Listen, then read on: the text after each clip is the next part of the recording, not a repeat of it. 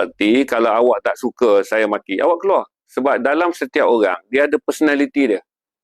Kalau awak rasa personality saya ni maki orang awak tak suka dengar, awak tak dengar.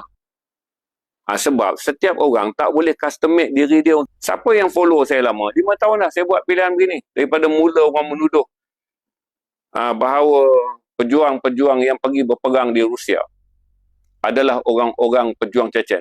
Saya kata tidak. Saya jawab marah nada. Teguran itu membina diri kita ibarat cermin. Betul. Kata-kata general. Dia saya bagi tahu tuan-tuan. Kata-kata general. Teguran itu cermin untuk menyuluh diri kita. Itu kata-kata general. Ketika kita baru nak besar, kita baru nak belajar mencari diri, kita perlu teguran. Tapi bila kita dah ada dalam satu bentuk di mana inilah pendirian yang kita pilih, kita tak perlu cermin. Tuan-tuan hanya nampak waktu saya maki. Dan potongan tu menggambarkan saya tengah maki. Tapi tuan-tuan tak dengar keseluruhan yang telah saya sampaikan. Tuan-tuan tak tahu ayat-ayat yang disampaikan dan juga komen-komen yang dibuat ketika saya menyampaikan. Okey? Senang.